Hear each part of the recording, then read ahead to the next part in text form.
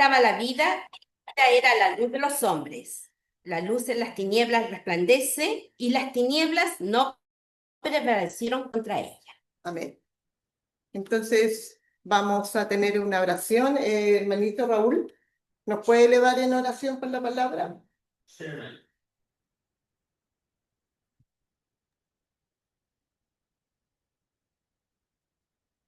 Ya, tenemos el rostro.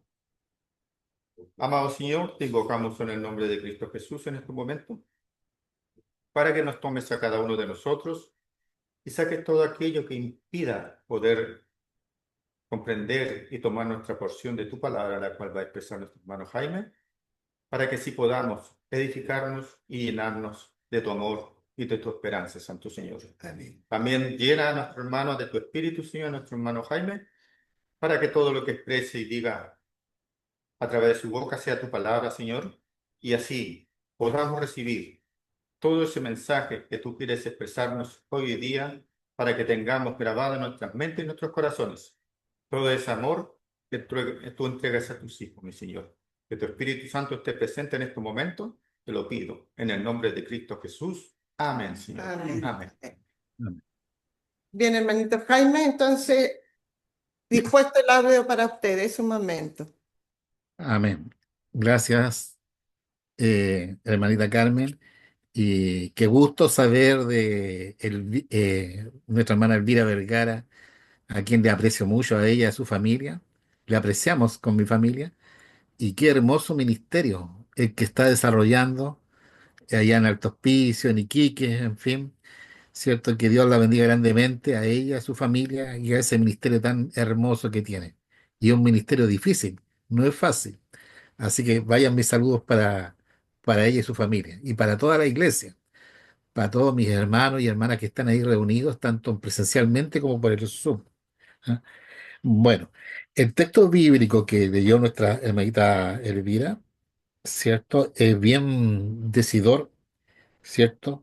Porque nos comenta la relación que hay entre la luz, la oscuridad y la muerte, ¿ya? Y Juan 1, versículo 4 dice, en él estaba la vida y la vida era la luz de los hombres. No está hablando de la vida, ¿cierto? Y que la vida dice que es la luz de los hombres. ¿Ah? La vida es la luz de los hombres y el versículo 5 dice, la luz en las tinieblas resplandece y las tinieblas no prevalecieron contra ella. Las tinieblas podríamos decir aquí nosotros que es la muerte, porque si la luz es la vida, las tinieblas es la muerte. Y nos está diciendo aquí el texto bíblico que las tinieblas, que la muerte no pueden prevalecer, ¿cierto?, sobre la luz. ¿Ah? Y aún nos sigue anunciando el texto, dice, hubo un hombre enviado de Dios, el cual se llamaba Juan, se está refiriendo a Juan el Bautista, ¿no? Dice, este vino por testimonio para que diese testimonio de la luz, ¿ya? A fin de que todos creyesen por él. No era él la luz, sino para que diese testimonio de la luz. Aquella luz verdadera que alumbra a todo hombre venía a este mundo, ¿ya? Y esta luz verdadera, ¿cierto? Cuando habla de esta luz verdadera, se refiere a Cristo, ¿cierto? Y dice que esta luz verdadera vino a este mundo, ¿cierto? ¿Cierto? Vino a este mundo, ¿cierto? En el mundo estaba y el mundo por él fue hecho, pero el mundo no le conoció. Miren qué poderoso es el Señor Jesucristo, esta luz verdadera, es creador, porque dice que vino a este mundo, ¿cierto? ¿Cierto? Y el mundo por él fue hecho, por la palabra de él. Y si nosotros nos fuéramos a Génesis, ¿cierto? A recordar eh, sobre la creación, nos daríamos cuenta cómo Dios, ¿cierto? Siendo luz, resplandeció en las tinieblas del universo, ¿cierto? Dios resplandeció en las tinieblas del universo porque Él es luz, ¿cierto? Y comienza el relato de la creación diciendo que estaba todo en oscuridad, ¿cierto? Y afloró la luz, que es Él. Y eso fue antes de que Dios hiciera el sol, las estrellas y la luna. se refiere a la luz divina, que es la luz de la vida. Eso es lo que nos dice aquí el texto bíblico. Es la luz de la vida. A eso se nos está refiriendo. Y mis hermanos, ¿cierto? Nosotros tenemos este ejemplo maravilloso para nosotros, para darnos cuenta que nosotros tenemos vida a medida que estamos, ¿cierto? Adheridos a la luz que es Cristo. Mientras que no tengamos a Cristo en nuestro corazón, en nuestra vida, en nuestra experiencia diaria, vamos a ser meras tinieblas. ¿Ya? Como mucha gente que lamentablemente y tristemente, ¿cierto? Andan por el mundo en muerte de vida, muriendo de vida diariamente, ¿cierto? Pero acá la palabra nos dice que la luz, que es Cristo, es poderosa porque hay vida. Y hay vida, no cualquier vida, es una vida eterna, una vida que no termina. Podríamos decir nosotros, es un ejemplo de identidad personal, ¿cierto? A diferencia del mundo. Nuestra identidad personal debería ser la vida y que estamos gozando desde ahora la vida eterna, ¿cierto? Esa es nuestra identidad, nuestra vida en forma personal. Y nuestra vida es luz, y Jesús lo dijo, ¿cierto? Vosotros sois la luz del mundo. Es decir, que nosotros deberíamos reflejar diariamente luz, vida eterna a los demás que no conocen al Señor. Y ese es un privilegio que tenemos nosotros eh, en forma clara en la palabra del Señor como una identidad nuestra. ¿Se entiende? Si fuéramos al libro de 1 de Juan 5, 11 y 12, nos dice algo bien interesante Juan, como que Juan se especializó en este tema, porque él es el apóstol o discípulo que habla más sobre este tema. ¿Ya? Y vamos a 1 de Juan, el capítulo 5, versículos 11 y 12. Miren, qué maravilloso texto. Dice así, ¿ya? Dice, y este es el testimonio que Dios nos ha dado vida eterna.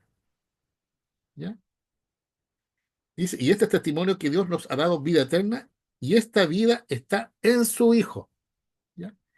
El que tiene al Hijo tiene la vida. El que no tiene al Hijo de Dios no tiene la vida. ¿Se dan cuenta? Que si nosotros tenemos a Cristo, a la luz verdadera en nuestro corazón, tenemos la vida. Y no cualquier vida, ya tenemos la vida eterna. Miren cómo lo clarifica el apóstol. Y este es testimonio, y este es el testimonio que Dios nos ha dado vida eterna. No dice acá nos va a dar vida eterna o vamos a tener vida eterna. Dice que nosotros estando a Cristo ya tenemos vida eterna. ¿Se dan cuenta? ¿Ah? Qué importante y qué profundo es este texto bíblico. Ya ahora tenemos nosotros vida eterna en este momento, ¿cierto? Desde el momento en que nosotros aceptamos a Cristo como nuestro Salvador. Entonces, vivamos como que tenemos vida eterna. Vivamos como que ya hemos resucitado nosotros de la muerte. Salimos de la oscuridad que era la muerte y tuvimos resurrección a vida eterna. Y eso se ejemplifica a veces en el ejemplo del bautismo, donde morimos, ¿cierto?, a la vida pasada y nacemos a la vida eterna en Cristo Jesús. Un poco contraproducente para la gente que no conoce al Señor. Van a decir, ¿cómo ustedes tienen vida eterna? ¿Cierto? Sí, tenemos vida eterna. Y bueno, y cuando mueren, claro, morimos, dice el Señor, que dormimos, no sabemos nada. No es que nos vamos al cielo o nos vamos al limbo, ¿cierto? No, dormimos, ¿cierto? En descanso, hasta que el Señor nos despierte con respecto a la segunda venida de Cristo. Pero ya tenemos vida eterna en Cristo Jesús. Y eso es lo que nos enseña la palabra del Señor. ¿Mm? Juan 17, versículo 3 también nos menciona algo bien importante. Pero era claro para mí dejarles que la vida eterna ya la tenemos como lo nombró la palabra de Dios. Juan capítulo 17 y el versículo 3 dice, y esta es la vida eterna, que te conozcan a ti, al único Dios verdadero, y a Jesucristo a quien has enviado. Miren qué interesante este otro texto. ¿Ya? ¿Cuál es la vida eterna? Conocer a Dios, ¿cierto? Y a Jesucristo, dice, a quien has enviado. Es decir, que para tener la vida eterna tenemos que tener un conocimiento de Dios. Y esto no se refiere a un conocimiento teológico, no se refiere a un conocimiento de enciclopedias, ¿cierto? De textos, de historia, no. Se refiere a un conocimiento relacional con Dios, de relacionarnos con Él, tener una cercanía con Él, vivir con Él. A ese conocimiento se refiere, ¿cierto? Entonces, es claro el texto. Y esta es la vida eterna, esa es la vida eterna, ¿cierto? Conocer a Dios. ¿Cierto? Que no es lo mismo que saber de Dios. Miren qué importante este concepto. No es lo mismo saber de Dios que conocer a Dios. Porque para saber de Dios, usted, como digo, puede meterse en todo un estudio teológico y va a saber de Dios, ¿cierto? Va a tener algunos indicios, ¿cierto? De qué es Dios, quién es Dios, algo somero, ¿cierto? Pero saber de Dios es distinto a conocer a Dios. ¿Se dan cuenta? Entonces, el Señor Jesucristo nos invita a nosotros a conocer a Dios, ¿cierto? A conocer esa luz verdadera, estar relacionado con Él, para que tengamos y disfrutemos desde ahora de la vida eterna. Hermanos, un ejemplo bíblico, aunque hay muchos ejemplos bíblicos, ¿cierto? Hay varios ejemplos bíblicos relacionados con personas que tuvieron un pasado y después aceptaron al Señor y tienen un presente glorioso en vida. El ejemplo más claro y más impresionante para mí fue el ejemplo de Lázaro. Ustedes conocen la historia de Lázaro, ¿cierto? Dicen que la historia bíblica, ¿cierto?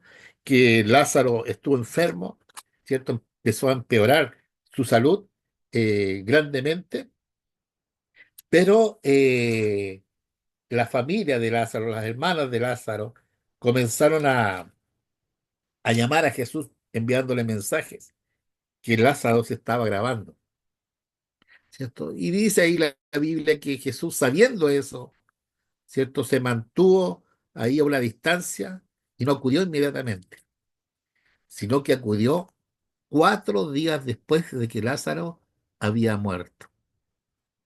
Hermanos, si nosotros pudiésemos poner nosotros a Lázaro con nuestro nombre, ¿cierto? Y pudiésemos pensar que nosotros también estuvimos muertos como Lázaro, ¿cierto? Por muchos años, ni siquiera por 4 días en algunos casos, por muchos años, y que hemos sido resucitados de la muerte, nuestro concepto de la vida sería distinto. Porque dice aquí que Jesús lloró en aquella ocasión. Y muchos interpretan mal ese asunto porque piensan que Jesús lloró porque Lázaro había muerto. No, el contexto bíblico habla que Jesús lloró porque los judíos que estaban ahí rodeando a Jesús en ese momento, ¿cierto? No creían a la palabra de Dios. Y Jesús lloró por la incredulidad de ellos, de su corazón, porque ellos no querían recibir la vida eterna en Cristo, el pueblo judío y sus dirigentes. Y Jesús se apenó por eso, no por Lázaro, porque Jesús sabía que él podía resucitar a Lázaro y así lo iba a hacer, ¿cierto? Pero Jesús tenía tristeza por la dureza de corazón del pueblo, de su pueblo, del pueblo de Dios, de su iglesia, ¿ya?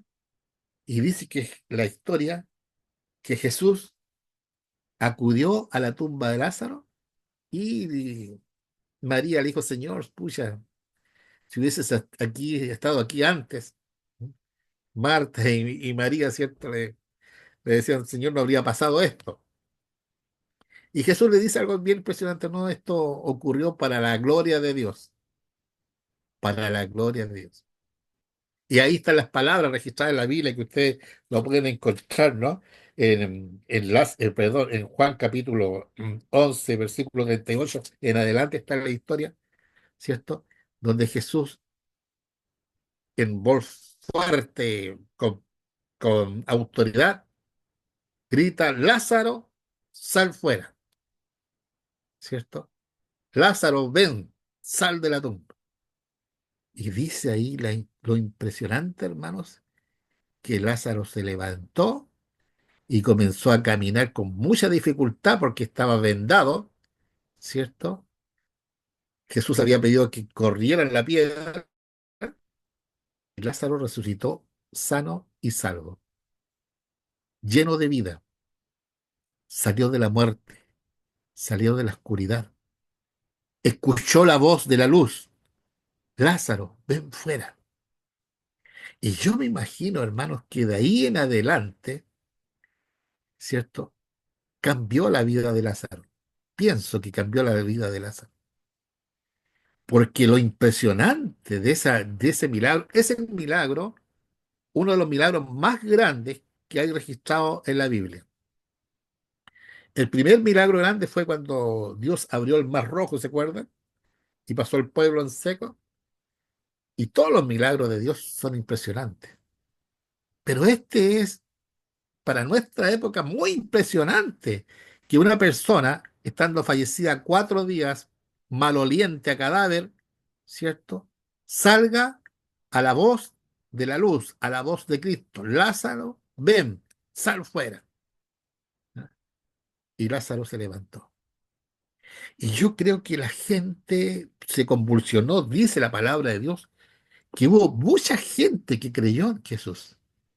Y muchos judíos que eran incrédulos al ver esto también creyeron, porque fue muy impresionante, muy impresionante. Y me imagino los vecinos, los amigos de Lázaro, hermanos, viendo lo que había ocurrido, las interrogaciones que le habrán hecho a Lázaro, preguntándole qué vio él en la muerte, cómo fue la muerte. Y Lázaro tiene que haber dicho, no sé, no tengo idea, lo único que sé que estaba inconsciente, estaba durmiendo y de repente escuché una voz que me llamaba y respondí a la voz. Abrí mis ojos, escuché en mi oído fuerte, fuerte, Lázaro, ven. Y fui, desperté y fui, me paré, y fui. Eso es lo único que recuerdo. Y la gente tiene que haberle dicho, Lázaro, pero si tú estuviste muerto 4 días, estabas podrido en la podredumbre y escuchaste la voz de Jesús y saliste. Y Lázaro, no sé, eso es lo que me pasó. Y después venía otro vecino y otro amigo y a ver qué había pasado. Los judíos llevaron, que estaban presentes, esta noticia a sus dirigentes, ¿cierto? A los sacerdotes, a los fariseos, a los escribas, ¿cierto? Y ellos se preocuparon porque dijeron, bueno, Jesús va a tener más poder ahora. ¿Ya? Y la necedad del ser humano, dice la Biblia, que acordaron ahora matar a Lázaro. Miren. Qué contraproducente el ser humano. Dios dando vida con su luz y el ser humano planificando para matar, para destruir. Mis hermanos, fue impresionante esa señal. Yo creo que este rumor se corrió en todo el pueblo, en toda la ciudad, en todo ese distrito, con este gran milagro. Lázaro resucitando de los muertos. Hermanos, esta es una señal impresionante que yo creo que de ahí en adelante la vida de Lázaro tomó otro enfoque. Yo creo que de ahí en adelante, a pesar de que Jesús era amigo de Lázaro, de Marta, de María, de toda esa familia, concurría frecuentemente, me imagino, ahí a tomar desayuno, de repente a almorzar, tenían una confianza íntima de familia, ¿cierto? Antes de la muerte de Lázaro, ¿cierto? Yo creo que ellos eran los regalones de Jesús como familia, pero ahora, después de la resurrección de Lázaro, el enfoque cambió. Yo creo que eran más regalones todavía, ¿cierto? Y por eso que en una de las partes de la Biblia dice que María se fascinaba escuchando a Jesús, ¿cierto? Unas semanas antes que Jesús fuera al sacrificio del Calvario. Porque estar con Jesús después de muerto ya toma otra dimensión. Yo creo que Lázaro de ahí en adelante no se apartó más de Jesús. Si antes no se había apartado, ahora menos, ¿cierto? Si antes miraba las cosas media someras, media oscuras, ahora las ve con más claridad. Y yo creo que donde estaba Lázaro, allí estaba Jesús. Y donde estaba Jesús, allí estaba Lázaro. Se generó una dependencia más grande, más estrecha con Jesús. Yo creo que el señora del negocio, la señora María que está en el negocio, que atendía ahí, ¿cierto?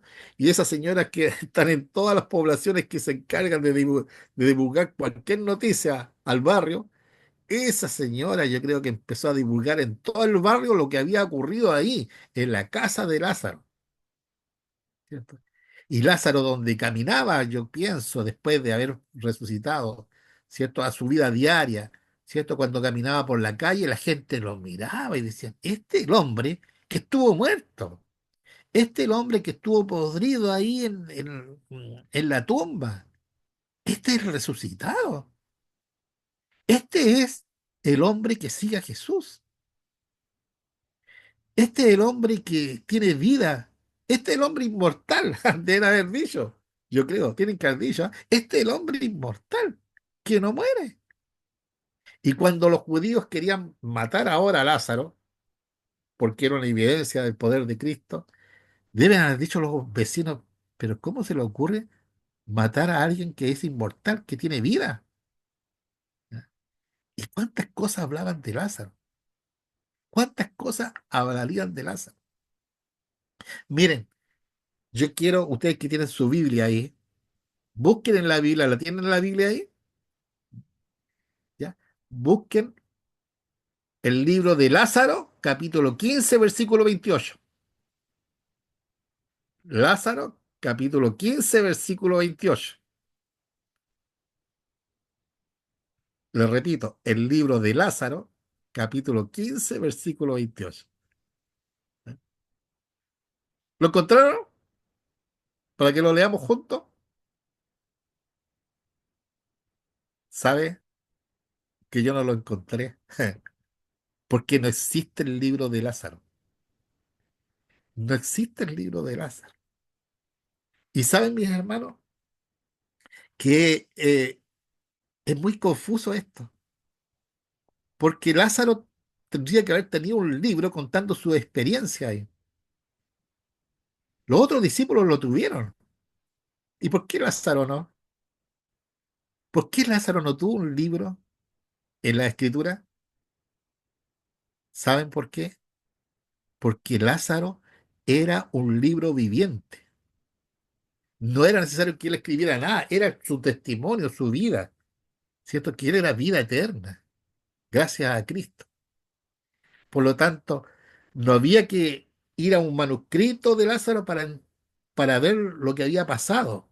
Solamente con que Lázaro pasara, ¿cierto? Por una calle, por un camino o entrar a una casa, la gente sabía quién era Lázaro, el resucitado, el que estuvo muerto, el que tuvo gracia, el que aceptó la luz de Dios, el que se acercó a la luz de Dios, ¿cierto? Y tuvo una nueva vida.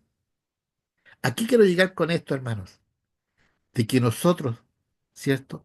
También recibimos la vida eterna una vez que aceptamos a Jesucristo como nuestro Salvador y hemos sido resucitados a una nueva vida. Nosotros éramos muertos, muertos hermanos, y hemos resucitado a una nueva vida en Cristo, a la vida eterna. Por lo tanto, nosotros tampoco necesitamos que se haga un libro nuestro. Dicen los psicólogos que a cierta edad, las personas cuando se sienten más adultos les anhelan hacer un libro, una autobiografía, para que la gente sepa lo que uno hizo, ¿cierto? Las grandes cosas, lo que dejó en el mundo, en fin. Dejar como una señal de vida a la sociedad.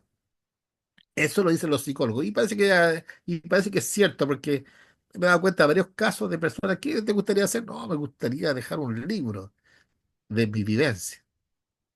Pero saben, hermanos, que si nosotros hemos resucitado una nueva vida como Lázaro, nuestra vida diaria debería ser nuestra vivencia.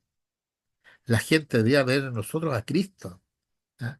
Más que predicar es cómo vivimos, cómo lo desarrollamos, cómo nos presentamos ante la sociedad, mis queridos hermanos. Entonces, es muy importante tener este concepto claro de que éramos cadáveres y ahora, desde ahora, tenemos vida eterna. ¿No? Mis hermanos, dice aquí en el libro de Juan, capítulo 12, versículo 1 y 2, dice: 6 días antes de la Pascua vino Jesús a Betania, donde estaba Lázaro, el que había estado muerto, a quien habían resucitado de los muertos. Y le hicieron allí una cena. María, perdón, una cena. Marta servía y Lázaro era uno de los que estaban sentados a la mesa con él. Después que pasó el tiempo y que Lázaro fue resucitado, dice que ahí en Betania, en esa ciudad, en la casa de Lázaro, ¿cierto? Se hizo una cena y se invitó al Señor. Y yo me imagino que ahí las cosas que Lázaro y la familia conversaban con Jesús no eran las mismas cosas que conversaban antes que Lázaro muriera. Yo creo que conversaban de la vida eterna, de estos misterios hermosos y promesas maravillosas del Señor para nosotros, ¿ya? Y son las mismas promesas que están para ti y para mí, las que estaban para Lázaro. Eran promesas de vida eterna. Era una relación familiar ahí entre Lázaro, su familia y Jesucristo. Era una, eh, era una relación muy personal, muy estrecha. Mis hermanos, eh, esa era la realidad, que ahora estaban gozando de vida y de vida eterna. Y gracias a esta gran bendición, muchos judíos creyeron y se convirtieron al Señor, ¿cierto? Las lágrimas del Señor quizás fueron enjugadas por el resultado de este milagro, de que le conocieran a Él como la única luz verdadera y la luz que da vida. ¿Ah? Mis hermanos, es impresionante cómo nuestros conceptos de vida y las oportunidades que Dios nos ha dado, ¿cierto? Nos pueden llevar a nosotros a dar honor a Cristo por habernos dado vida eterna. ¿Ya? En una ocasión, yo tuve un accidente, podríamos decir así, cuando yo era muy niño, y fuimos a un paseo con el cuerpo de bomberos de acá de Quilpué, fuimos a un tranque, el tranque recreo. Yo era muy niño, muy chiquitito, y me acuerdo que empecé a meterme ahí en el agua, y en un momento, sin darme cuenta, pisé un hoyo, un pozo que había dentro del tanque. Me fui hacia la profundidad y no podía salir. De repente mi cuerpo se elevaba, pero yo no podía mover ni los brazos porque era un pozo muy estrecho. Y de repente siento que alguien me toma del pelo y me sacan con fuerza de ahí del agua. Y era un bombero, Gutiérrez, me acuerdo el apellido. ¿Ah? Gutiérrez. Y él me salvó. ¿Ah? Me salvó de haber muerto. Y yo hasta el día de hoy lo recuerdo. ¿Ah? Cuando falleció mi papá, ustedes saben que los funerales, los bomberos son funerales muy bonitos. Y ahí estaba Gutiérrez vestido de bombero hace muchos años, ¿no? Que yo no lo había visto, más viejito, vestido de bombero y lo saludé. Y me dijo, ¿te acuerdas de mí? Pero claro, ¿cómo no me voy a acordar de ti? Así que lo saludé con un abrazo, mis hermanos, y a veces lo saludo por cumpleaños en las redes sociales, porque nunca me olvidé de Gutiérrez, si fue quien me salvó la vida. Yo le doy honor a Gutiérrez, a mi gran amigo. Mis hermanos, Cristo nos salvó a nosotros de la muerte y tenemos que dar honor a Cristo en vida, porque Él nos dio vida eterna. Ya nos dio vida eterna.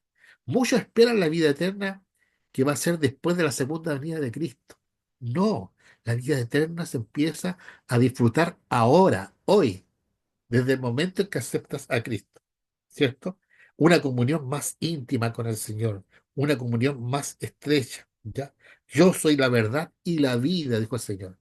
La vida y la verdad es una persona. Yo soy la luz del mundo, dijo Jesús. Él es la luz que creó todas las cosas por su palabra, ¿cierto? Y para Él no hay nada imposible.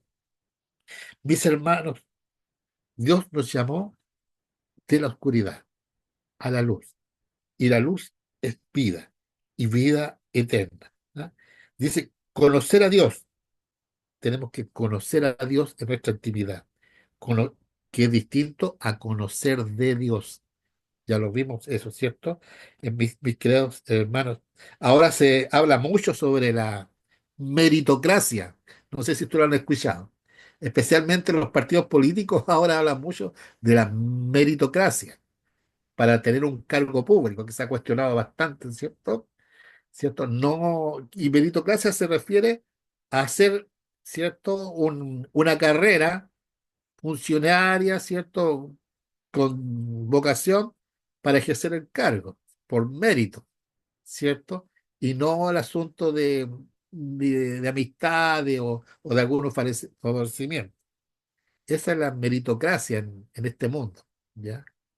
Pero aquí la Biblia nos enseña otra cosa distinta de la meritocracia espiritual, porque el único mérito que tenemos nosotros para haber salido de las tinieblas a la luz es el mérito de Cristo, porque nuestros méritos nos iban a mantener en la pudredumbre, ¿cierto? Del sepulcro espiritual. Mis hermanos, vida eterna por cada uno de nosotros. Dice aquí la Biblia algo bien importante que al final de los tiempos, ¿cierto? Cuando todo concluya en este mundo, cuando el plan de redención finalice, dice que nosotros seguiremos con esta bendición, pero efectivamente de no tener más dolor, más llanto, más miseria, más muerte. Dice que será vencida ya la muerte. ¿Dónde está, oh muerte, tu aguijón? ¿Dónde, oh sepulcro, tu victoria? Mis hermanos, esa victoria la ganamos ahora, desde el momento en que aceptamos a Cristo como nuestro Salvador. ¿Ah? Dice un canto, no habrá más dolor, no habrá llanto ni dolor. Eso es algo que podemos disfrutar nosotros desde ahora. ¿Ah? Apocalipsis capítulo 22 dice así, Eh, dice así el texto bíblico. Dice, después me mostró un río limpio de agua de vida, resplandeciente como cristal, que salía del trono de Dios y del Cordero. En medio de la calle de la ciudad y a uno y otro lado del río estaba el árbol de la vida, que produce 12 frutos, dando cada mes su fruto, y las hojas del árbol eran para la sanidad de las naciones. Si bien es cierto que va a existir el árbol de la vida, pero tiene un simbolismo que ese fruto simboliza a Cristo, la vida, a la luz, ¿cierto? Y que dice que es para la sanidad de las naciones. Y no habrá más maldición. Y el trono de Dios y el Cordero estará en ella. Y sus siervos le servirán. Y verán su rostro y su nombre estará en sus frentes, en su pensamiento, ¿cierto? No habrá allí más noche y no tienen necesidad de luz, de lámpara, ni de luz de sol porque Dios, el Señor, los iluminará y reinarán por los siglos de los siglos. ¿Ah? Miren qué maravilloso este texto. Dice que ahí va a reinar la luz. Dice que no hay necesidad de sol ni de luna. No, dice que no va a haber el sol, como alguno interpreta, o que no va a haber luna. No, dice que no hay necesidad de sol ni de luna, porque Dios es la luz. Dios es la vida. Dios es la vida eterna. Y qué maravilloso, hermanos, que esa luz la podemos disfrutar según lo que hemos leído y según las promesas de Cristo desde ahora hasta toda la eternidad. Que este mensaje sea consolador para vuestros corazones y que la paz de Dios esté en cada uno de ustedes con estas lindas promesas que el Señor ha entregado a través de su palabra. Muchas bendiciones.